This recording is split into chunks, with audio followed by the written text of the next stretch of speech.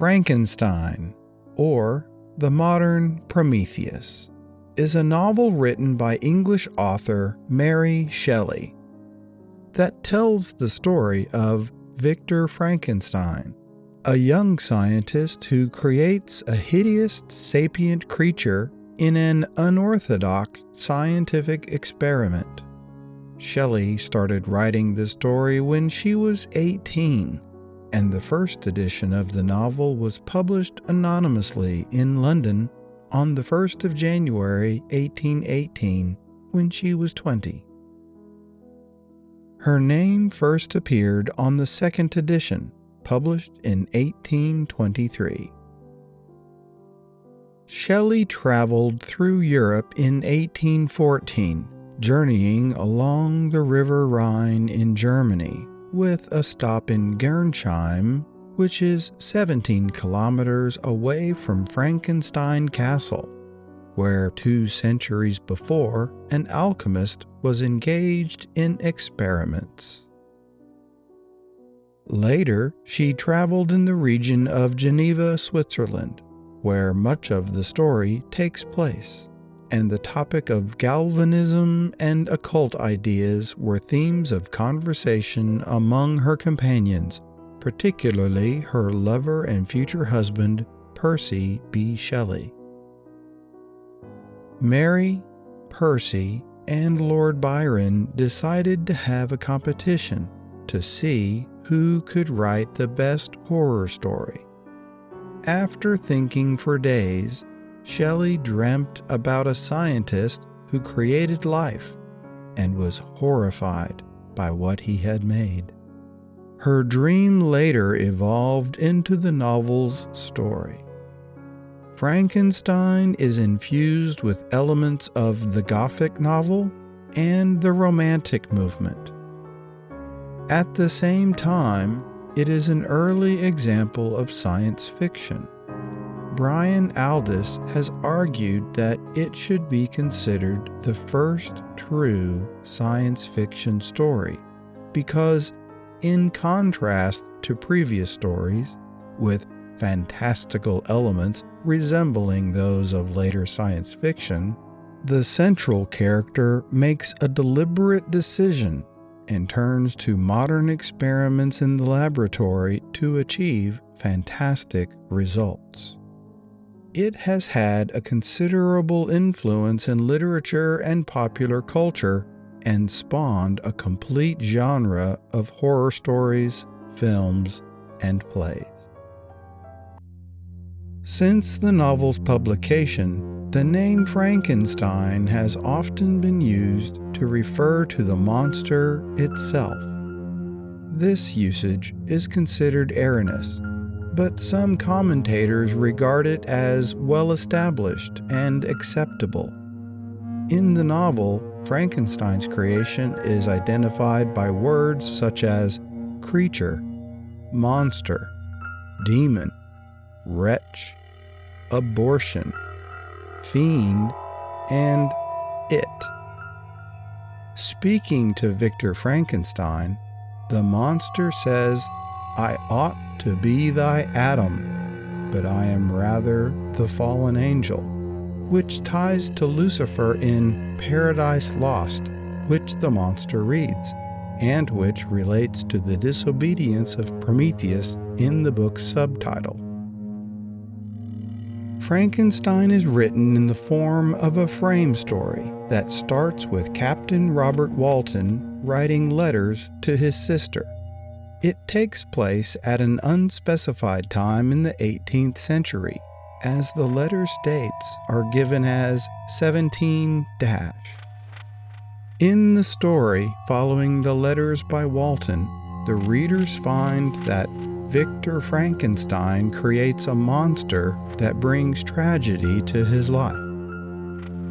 The novel Frankenstein is written in epistolary form, documenting a fictional correspondence between Captain Robert Walton and his sister, Margaret Walton Saville.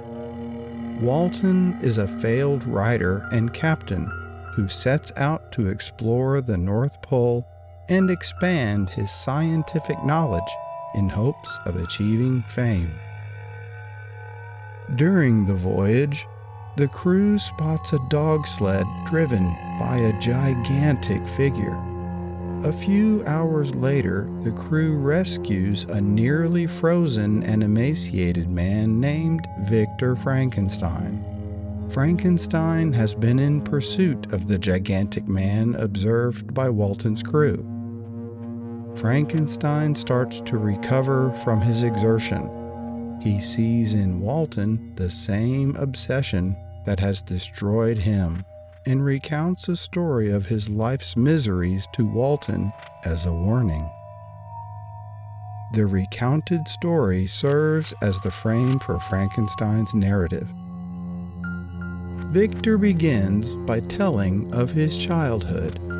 Born in Naples, Italy, into a wealthy Genevan family, Victor and his brothers Ernest and William, all three being sons of Alphonse Frankenstein by the former Caroline Beaufort, are encouraged to seek a greater understanding of the world through chemistry. As a young boy, Victor is obsessed with studying outdated theories that focus on simulating natural wonders. When Victor is 5 years old, his parents adopt Elizabeth Lavenza, the orphaned daughter of an expropriated Italian nobleman, with whom Victor allegedly later falls in love.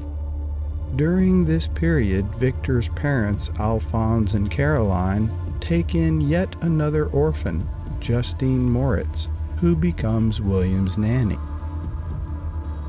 Weeks before he leaves for the University of Ingolstadt in Germany, his mother dies of scarlet fever. Victor buries himself in his experiments to deal with the grief. At the university, he excels at chemistry and other sciences, soon developing a secret technique to impart life to non-living matter. Eventually, he undertakes the creation of a humanoid, but due to the difficulty in replicating the minute parts of the human body, Victor makes the creature about 8 feet in height and proportionally large. Despite Victor's selecting its features as beautiful, upon animation the creature is instead hideous, with watery white eyes and yellow skin that barely conceals the muscles and blood vessels underneath. Repulsed by his work, Victor flees when it awakens. While wandering the streets, he meets his childhood friend, Henry Clerval, and takes Henry back to his apartment, fearful of Henry's reaction if he sees the monster. However, the creature has escaped. Victor falls ill from the experience and is nursed back to health by Henry. After a 4-month recovery, he receives a letter from his father notifying him of the murder of his brother William.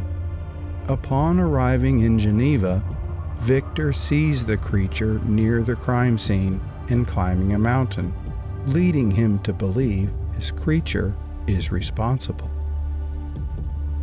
Justine Moritz, William's nanny, is convicted of the crime after William's locket, which had contained a miniature portrait of Caroline, is found in her pocket. Victor is helpless to stop her from being hanged, as he knows no one would believe his story. Ravaged by grief and guilt, Victor retreats into the mountains. The creature finds him and pleads for Victor to hear his tale.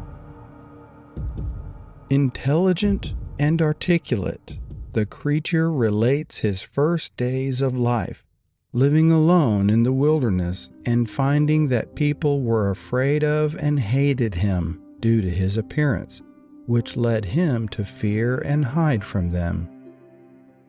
While living in an abandoned structure connected to a cottage, he grew fond of the poor family living there and discreetly collected firewood for them. Secretly living among the family for months, the creature learned to speak by listening to them, and he taught himself to read after discovering a lost satchel of books in the woods. When he saw his reflection in a pool, he realized his physical appearance was hideous, and it terrified him as it terrified normal humans. Nevertheless, he approached the family in hopes of becoming their friend. Initially, he was able to befriend the blind father figure of the family, but the rest of them were frightened, and they all fled their home, resulting in the creature leaving, disappointed. He traveled to Victor's family estate using details from Victor's journal, murdered William, and framed Justine. The creature demands that Victor create a female companion like himself. He argues that, as a living being, he has a right to happiness. The creature promises that he and his mate will vanish into the South American wilderness, never to reappear, if Victor grants his request. Should Victor refuse his request, the creature also threatens to kill Victor's remaining friends and loved ones and not stop until he completely ruins him. Fearing for his family, Victor reluctantly agrees. The creature says he will watch over Victor's progress. Clerval accompanies him to England, but they separate at Victor's insistence at Perth, Scotland. Victor suspects that the creature is following him. Working on the female creature on the Orkney Islands, he is plagued by premonitions of disaster, such as the female hating the creature or becoming more evil than him. But more particularly, the two creatures might lead to the breeding of a race that could plague mankind. He tears apart the unfinished female creature after he sees the creature, who had indeed followed Victor, watching through a window. The creature later confronts and tries to threaten Victor into working again. But Victor is convinced that the creature is evil and that its mate would be evil as well, and the pair would threaten all humanity. Victor destroys his work, and the creature vows that he will be with him on his wedding night. Victor interprets this as a threat upon his life, believing that the creature will kill him after he finally becomes happy. When Victor lands in Ireland, he is soon imprisoned for Clerval's murder, as the creature had strangled Clerval to death and left the corpse to be found where his creator had arrived, causing the latter to suffer another mental breakdown in prison. After being acquitted, Victor returns home with his father, who has restored to Elizabeth some of her father's fortune. In Geneva, Victor is about to marry Elizabeth and prepares to fight the creature to the death, arming himself with pistols and a dagger. The night following their wedding, Victor asks Elizabeth to stay in her room while he looks for the fiend. While Victor searches the house and grounds, the creature strangles Elizabeth to death. From the window, Victor sees the creature, who tauntingly points at Elizabeth's corpse. Victor tries to shoot him, but the creature escapes. After Victor gets back to Geneva, Victor's father, weakened by age and by the death of his precious Elizabeth, dies a few days later. Seeking revenge, Victor pursues the creature to the North Pole, but collapses from exhaustion and hypothermia before he can find his quarry. At the end of Victor's narrative, Captain Walton resumes the telling of the story, closing the frame around Victor's recounting. A few days after the creature vanished, the ship becomes trapped in pack ice, and multiple crewmen die in the cold before the rest of Walton's crew insists on returning south once it's freed. Upon hearing the crew's pleas to their captain, Victor, angered, lectures them with a powerful speech. It is a hardship, not comfort and easiness, that defines a glorious undertaking such as theirs. He urges them to be men, not cowards. The ship is freed, and Walton, owing it to the will of his men, albeit regretfully, decides to return south. Victor, even though in very weak condition, states that he will go on by himself. Victor dies shortly thereafter, telling Walton with his last words to seek happiness in tranquility and avoid ambition. Walton discovers the creature on his ship, mourning over Victor's body. The creature tells Walton that Victor's death has not brought him peace. Rather, his crimes have left him completely alone. The creature vows to kill himself so that no others will ever know of his existence. Walton watches as the creature drifts away on an ice raft that is soon lost in darkness and distance, never to be seen again. The writer, Mary Wollstonecraft Shelley, was an English novelist who wrote the Gothic novel Frankenstein, or The Modern Prometheus, 1818. She also edited and promoted the works of her husband, the Romantic poet and philosopher Percy Bysshe Shelley. Her father was the political philosopher William Godwin, and her mother was the philosopher and feminist Mary Wollstonecraft. After Wollstonecraft's death, less than a month after her daughter Mary was born, Mary was raised by Godwin, who was able to provide his daughter with a rich, if informal, education, encouraging her to adhere to his own anarchist political theories. When Mary was 4, her father married a neighbor, with whom, as her stepmother, Mary came to have a troubled relationship. In 1814, Mary began a romance with one of her father's political followers, Percy Bysshe Shelley, who was already married. Together with Mary's stepsister, Claire Claremont, Mary and Shelley left for France and traveled through Europe. Upon their return to England, Mary was pregnant with Percy's child. Over the next 2 years, she and Percy faced ostracism, constant debt, and the death of their prematurely born daughter. They married in late 1816 after the suicide of Percy Shelley's first wife, Harriet. In 1816, the couple famously spent a summer with Lord Byron, John William Polidori, and Claire Claremont near Geneva, Switzerland, where Mary conceived the idea for her novel Frankenstein.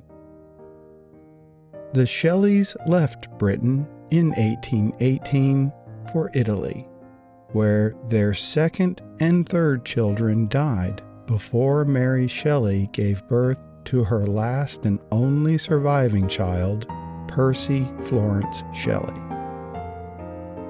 In 1822, her husband drowned when his sailing boat sank during a storm near Viareggio.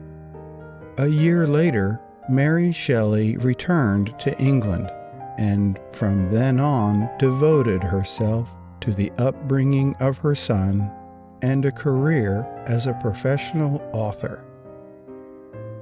The last decade of her life was dogged by illness, most likely caused by the brain tumor which killed her at age 53. Until the 1970s, Mary Shelley was known mainly for her efforts to publish her husband's work and for her novel Frankenstein, which remains widely read and has inspired many theatrical and film adaptations. Recent scholarship has yielded a more comprehensive view of Mary Shelley's achievements. Scholars have shown increasing interest in her literary output, particularly in her novels, which include the historical novels Galperga, 1823, and Perkin Warbeck, 1830, the apocalyptic novel The Last Man, 1826, and her two final novels, Lador, 1835, and Faulkner, 1837. Studies of her lesser-known works, such as the travel book Rambles in Germany and Italy, 1844, and the biographical articles for Dionysius Lardner's Cabinet Cyclopedia, 1829 through 1846, support the growing view that Mary Shelley remained a political radical throughout her life. Mary Shelley's works often argue that cooperation and sympathy, particularly as practiced by women in the family, were the ways to reform civil society. This view was a direct challenge to the individualistic romantic ethos promoted by Percy Shelley and the Enlightenment political theories articulated by her father, William Godwin. Mary Shelley was born Mary Wollstonecraft Godwin in Somerstown, London, in 1797. She was the second child of the feminist philosopher, educator, and writer Mary Wollstonecraft, and the first child of the philosopher, novelist, and journalist William Godwin. Wollstonecraft died of puerperal fever shortly after Mary was born. Godwin was left to bring up Mary, along with her older half-sister, Fanny Imlay. Wollstonecraft's child by the American speculator Gilbert Imlay. A year after Wollstonecraft's death, Godwin published his Memoirs of the Author of A Vindication of the Rights of Women, 1798, which he intended as a sincere and compassionate tribute. However, because the memoirs revealed Wollstonecraft's affairs and her illegitimate child, they were seen as shocking. Mary Godwin read these memoirs and her mother's books and was brought up to cherish her mother's memory. Mary's earliest years were happy, judging from the letters of William Godwin's housekeeper and nurse, Louisa Jones. But Godwin was often deeply in debt. Feeling that he could not raise the child by himself, he cast about for a second wife. In December 1801, he married Mary Jane Clairmont, a well-educated woman with two young children of her own, Charles and Claire. Most of Godwin's friends disliked his new wife, describing her as quick-tempered and quarrelsome. But Godwin was devoted to her, and the marriage was a success. Mary Godwin, on the other hand, came to detest her stepmother. William Godwin's 19th century biographer Charles Kegan Paul later suggested that Mrs. Godwin had favored her own children over those of Mary Wollstonecraft. Together, the Godwins started a publishing firm called M.J. Godwin, which sold children's books as well as stationery, maps, and games. However, the business did not turn a profit, and Godwin was forced to borrow substantial sums to keep it going. He continued to borrow to pay off earlier loans, compounding his problems. By 1809, Godwin's business was close to failure, and he was near to desperate. Godwin was saved from debtor's prison by philosophical devotees such as Francis Place, who lent him further money. Though Mary Godwin received little formal education, her father tutored her in a broad range of subjects. He often took the children on educational outings, and they had access to his library and to the many intellectuals who visited him, including the Romantic poet Samuel Taylor Coleridge and the former Vice President of the United States, Aaron Burr. Godwin admitted he was not educating the children according to Mary Wollstonecraft's philosophy as outlined in the works such as A Vindication of the Rights of Women, 1792. But Mary Godwin nonetheless received an unusual and advanced education for a girl of the time. She had a governess, a daily tutor, and read many of her father's children's books on Roman and Greek history in manuscript. For 6 months in 1811, she also attended a boarding school in Ramsgate. Her father described her at age 15 as singularly bold, somewhat imperious, and active of mind. Her desire of knowledge is great, and her perseverance in everything she undertakes almost invincible. In June 1812, Mary's father sent her to stay with the dissenting family of the radical William Baxter near Dundee, Scotland. To Baxter, he wrote, "I am anxious that she should be brought up like a philosopher, even like a cynic. Scholars have speculated that she may have been sent away for her health, to remove her from the seamy side of business, or to introduce her to radical politics." Mary Godwin reveled in the spacious surroundings of Baxter's house and in the companionship of his 4 daughters, and she returned north in the summer of 1813 for a further stay of 10 months. In the 1831 introduction to Frankenstein, she recalled, "I wrote then, but in a most commonplace style.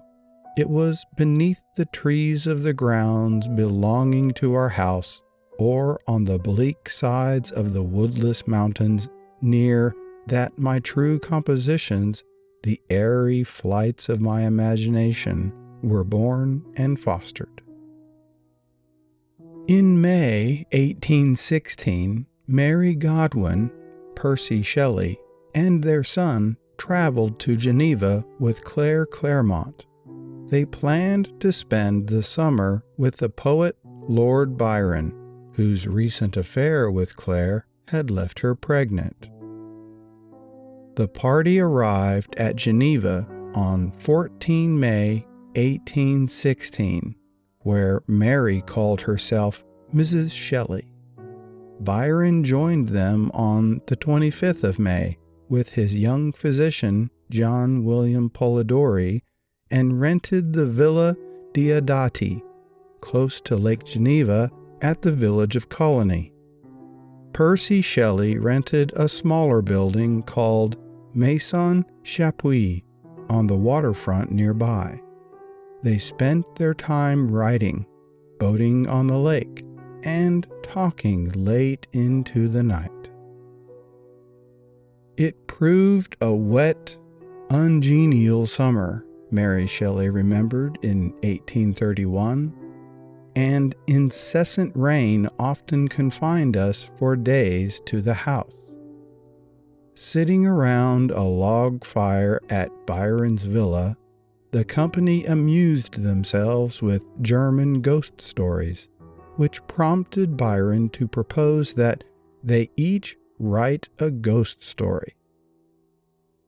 Unable to think of a story, young Mary Godwin became anxious. "Have you thought of a story?" I was asked each morning, and each morning I was forced to reply with a mortifying negative. During one mid-June evening, the discussions turned to the nature of the principle of life. Perhaps a corpse would be reanimated, Mary noted. Galvanism had given token of such things. It was after midnight before they retired, and, unable to sleep, she became possessed by her imagination as she beheld the grim terrors of her waking dream, her ghost story. Shelley and her husband collaborated on the story of Frankenstein, but the extent of Percy's contribution to the novel is unknown and has been argued over by readers and critics. There are differences in the 1818, 1823, and 1831 editions, and Mary Shelley wrote, "I certainly did not owe the suggestion of one incident, nor scarcity of one train of feeling, to my husband, and yet but for his incitement it would never have taken the form in which it was presented to the world." She wrote that the preface to the first edition was Percy's work, as far as I can recollect. James Ryger concluded Percy's assistance at every point in the book's manufacture was so extensive that one hardly knows whether to regard him as an editor or minor collaborator, while Anne K. Miller later argued, Percy only made many technical corrections and several times clarified the narrative and thematic continuity of the text. Charles E. Robinson, editor of the facsimile edition of the Frankenstein manuscripts, concluded that Percy's contributions to the book were no more than what most publishers' editors have provided new or old authors, or, in fact, what colleagues have provided to each other after reading each other's work in progress. In 1840 and 1842, mother and son traveled together on the continent, journeys that Mary Shelley recorded in Rambles in Germany and Italy in 1840, 1842, and 1843. In 1844, Sir Thomas Shelley finally died at the age of 90, falling from the stalk like an overblown flower, as Mary put it. For the first time, she and her son were financially independent, though the estate proved less valuable than they had hoped. In the mid-1940s, Mary Shelley found herself the target of 3 separate blackmailers. In 1845, an Italian political exile called Gatteschi, whom she had met in Paris, threatened to publish letters she had sent him. A friend of her son's bribed a police chief into seizing Gatteschi's papers, including the letters, which were then destroyed. Shortly afterwards, Mary Shelley bought some letters written by herself and Percy Bysshe Shelley from a man calling himself G. Byron and posing as the illegitimate son of the late Lord Byron. Also in 1845, Percy Bysshe Shelley's cousin, Thomas Medwin, approached her claiming to have written a damaging biography of Percy Shelley. He said he would suppress it in return for £250, but Mary Shelley refused. In 1848, Percy Florence married Jane Gibson St. John. The marriage proved a happy one, and Mary Shelley and Jane were fond of each other. Mary lived with her son and daughter-in-law at Field Place, Sussex, the Shelleys' ancestral home, and at Chester Square, London, and accompanied them on travels abroad. Mary Shelley's last years were blighted by illness. From 1839 she suffered from headaches and bouts of paralysis in parts of her body, which sometimes prevented her from reading and writing.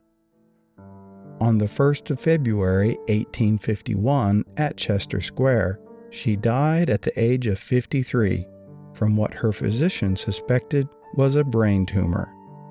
According to Jane Shelley, Mary Shelley had asked to be buried with her mother and father, but Percy and Jane, judging the graveyard at St. Pancras to be dreadful, chose to bury her instead at St. Peter's Church, Bournemouth, near their home at Boscombe.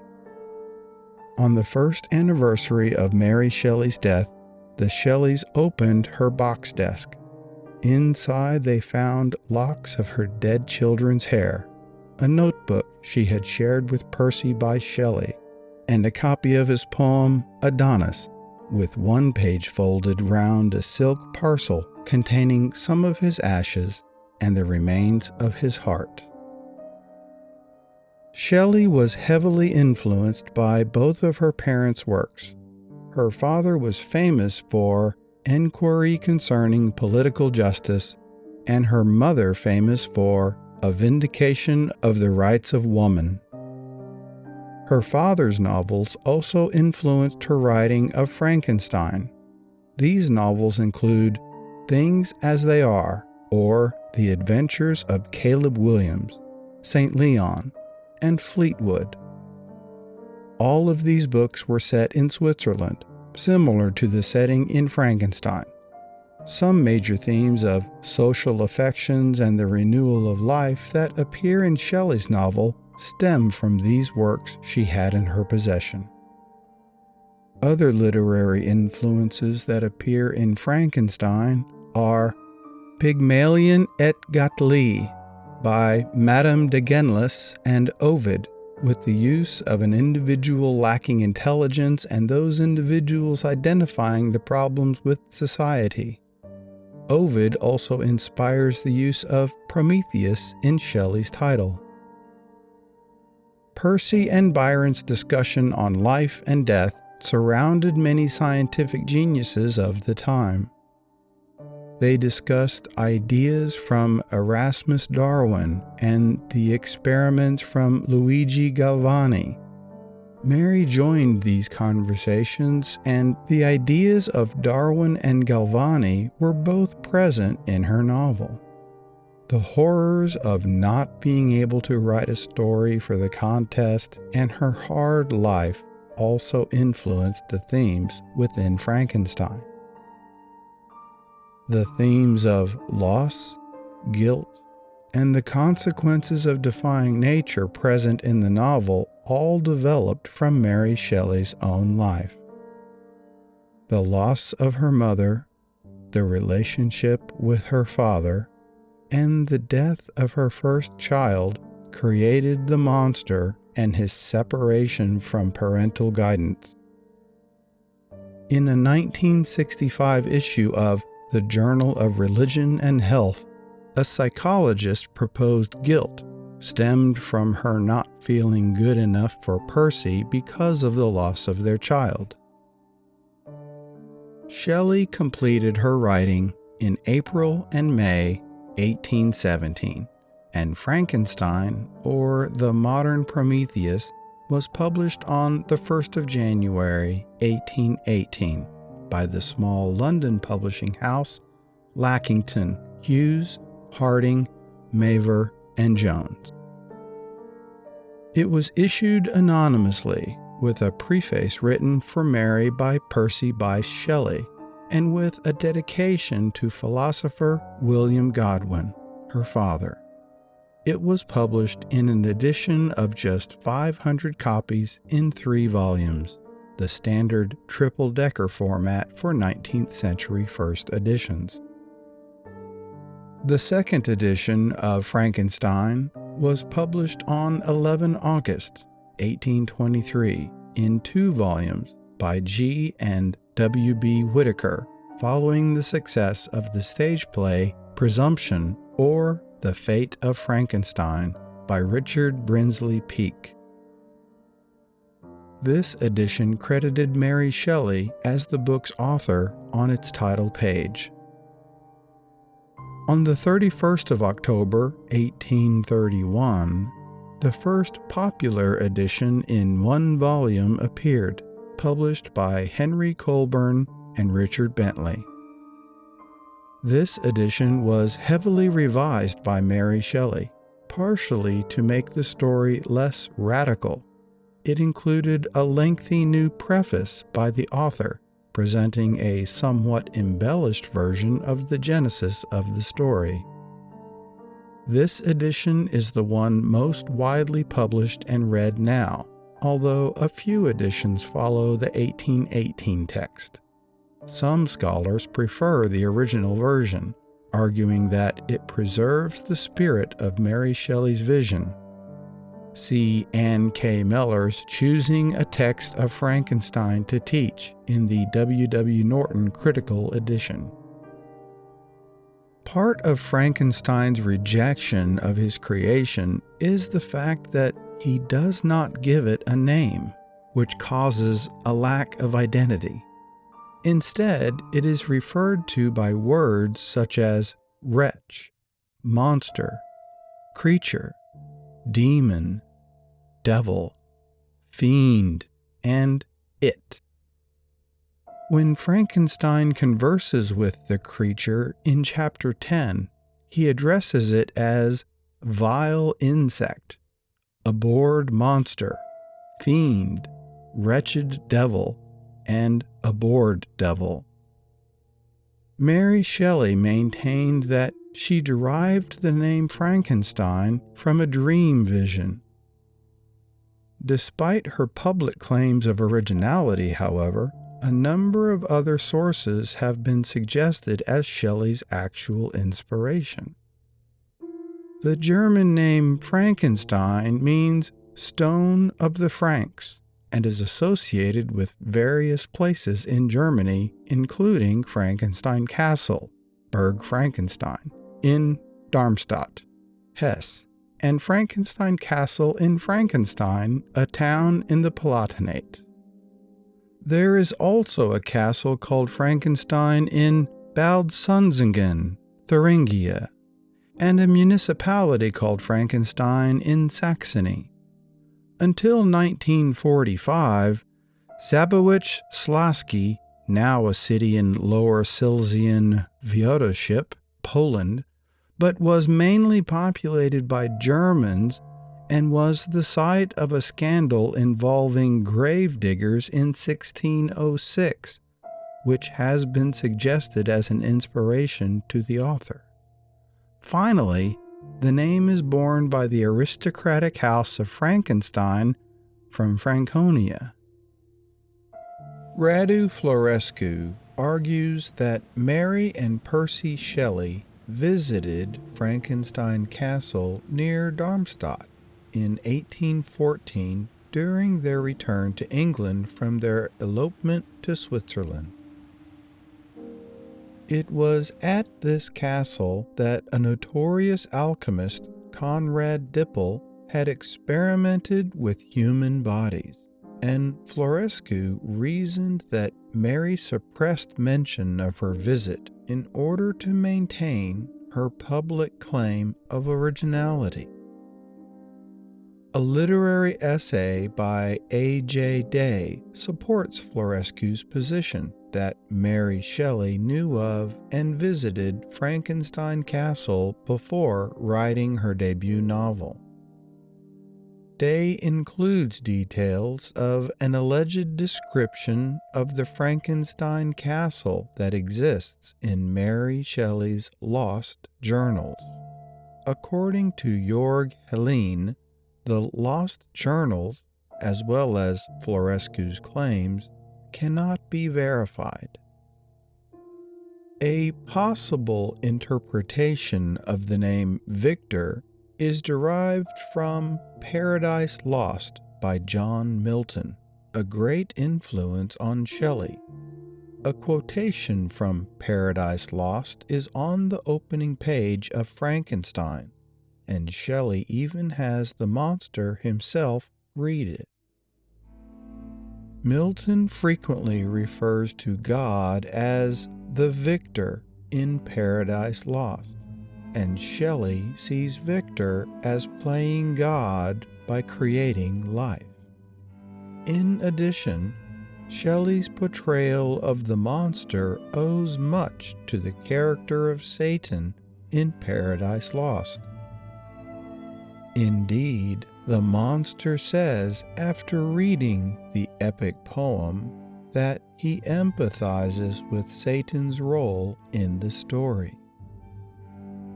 There are many similarities between Victor and Percy Shelley, Mary's husband. Victor was a pen name of Percy Shelley's, as in the collection of poetry he wrote with his sister Elizabeth, Original Poetry by Victor N. Kazir. There is speculation that one of Mary Shelley's models for Victor Frankenstein was Percy, who at Eton had experimented with electricity and magnetism, as well as with gunpowder and numerous chemical reactions, and whose rooms at Oxford were filled with scientific equipment. Percy Shelley was the firstborn son of a wealthy country squire with strong political connections, and a descendant of Sir Bysshe Shelley, 1st Baronet of Castle Goring, and Richard Fitzalan, 10th Earl of Arundel. Victor's family is one of the most distinguished of that republic, and his ancestors were counselors and syndics. Percy had a sister named Elizabeth. Victor had an adopted sister named Elizabeth. On the 22nd of February, 1815, Mary Shelley gave birth to a baby 2 months prematurely, and the baby died 2 weeks later. Percy did not care about the condition of this premature infant and left with Claire, Mary's stepsister, for a lurid affair. When Victor saw the creature come to life, he fled the apartment, though the newborn creature approached him as a child would a parent. The question of Victor's responsibility to the creature is one of the main themes of Shelley's book. The Modern Prometheus is the novel's subtitle, though some modern editions now drop the subtitle, mentioning it only in an introduction.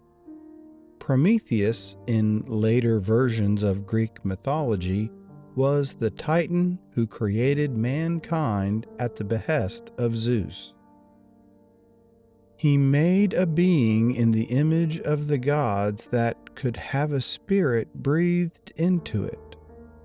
Prometheus taught man to hunt, read, and heal their sick, but after he tricked Zeus into accepting poor quality offerings from humans, Zeus kept fire from mankind.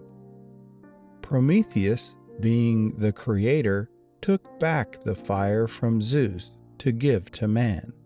When Zeus discovered this, he sentenced Prometheus to be eternally punished by fixing him to a rock of Caucasus, where each day an eagle would peck out his liver, only for the liver to regrow the next day because of his immortality as a god. He was intended to suffer alone for eternity, but eventually Hercules released him. Prometheus was also a myth told in Latin, but was a very different story. In this version, Prometheus makes man from clay and water, again a very relevant theme to Frankenstein, as Victor rebels against the laws of nature, how life is naturally made, and as a result is punished by his creation. The Titan in Greek mythology of Prometheus parallels Victor Frankenstein. Victor's work by creating man by new means reflects the same innovative work of the Titan in creating humans. Some have argued that Mary Shelley saw Prometheus not as a hero, but rather as something of a devil, and blamed him for bringing fire to man and thereby seducing the human race to the vice of eating meat. Fire brought cooking, which brought hunting and killing. Byron was particularly attached to the play Prometheus Bound by Aeschylus, and Percy Shelley would soon write his own Prometheus Unbound, 1820. The term modern Prometheus was actually coined by Immanuel Kant in reference to Benjamin Franklin and his experiments with electricity.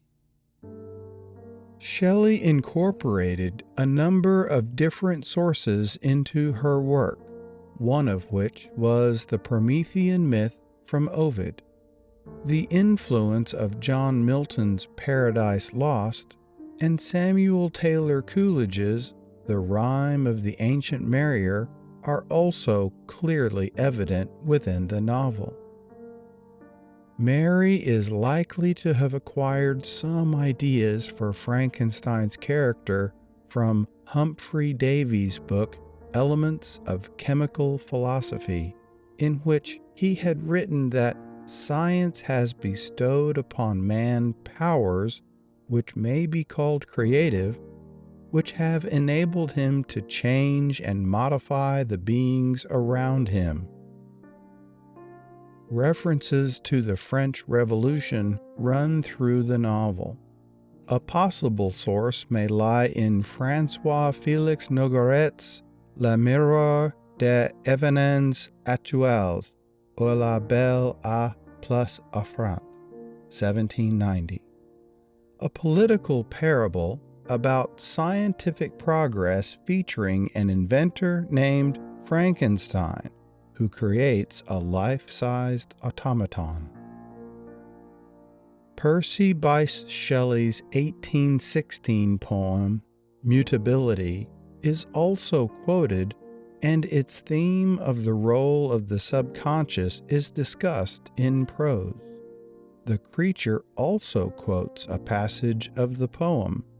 His name has never appeared as author of the poem, although other poets are cited by name in the novel, implying that Mary wrote the poem and developed the psychological ideas.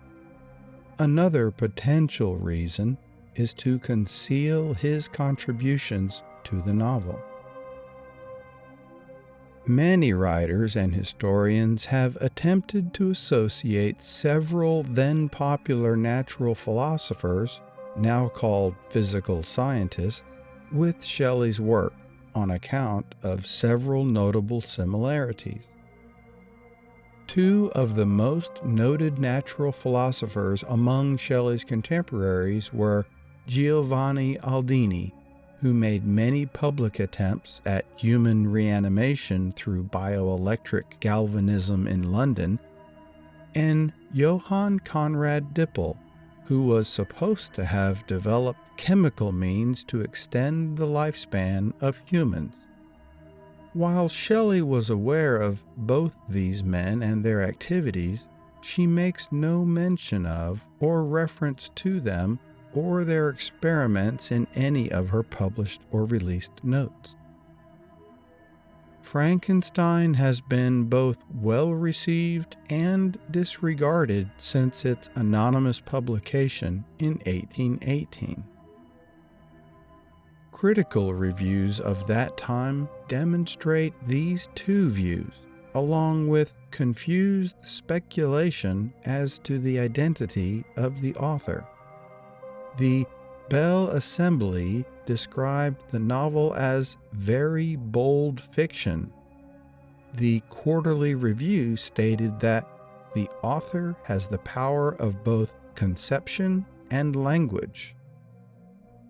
Sir Walter Scott, writing in Blackwood's Edinburgh Magazine, congratulated the author's original genius and happy power of expression, although he is less convinced about the way in which the monster gains knowledge about the world and language.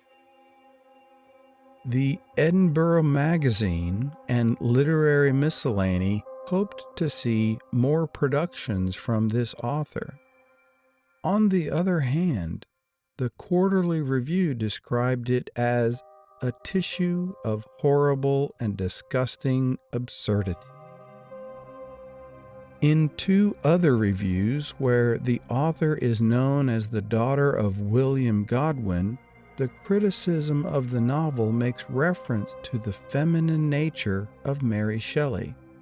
The British critic attacks the novel's flaws as the fault of the author. The writer of it is, we understand, a female.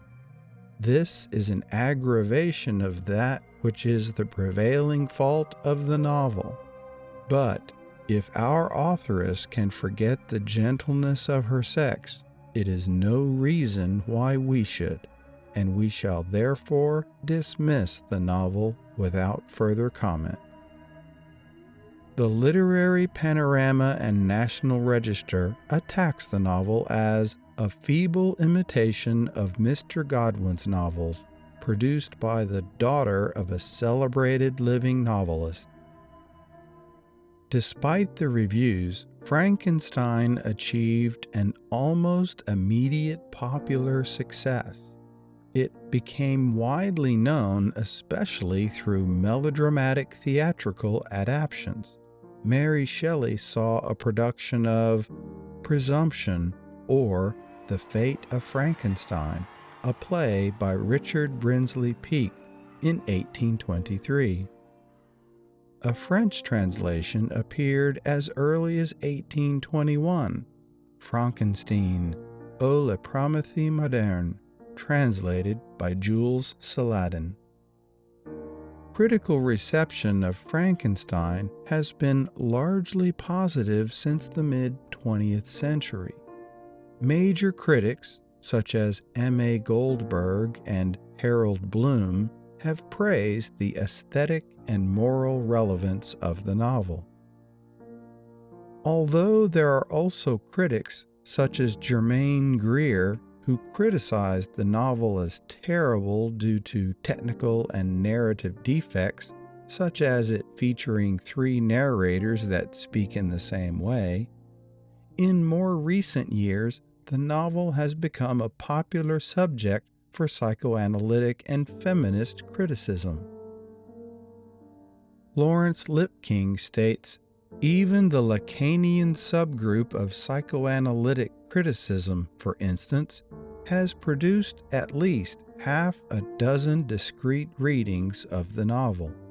The novel today is generally considered to be a landmark work of Romantic and Gothic literature, as well as science fiction.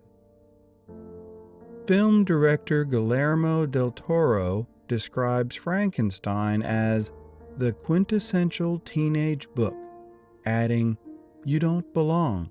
You were brought to this world by people that don't care for you, and you were thrown into a world of pain and suffering and tears and hunger." It's an amazing book written by a teenage girl. It's mind-blowing. Professor of philosophy Patricia McCormick says the creature brought to life by Victor Frankenstein addresses the most fundamental human question. It's the idea of asking your maker what your purpose is. Why are we here? What can we do?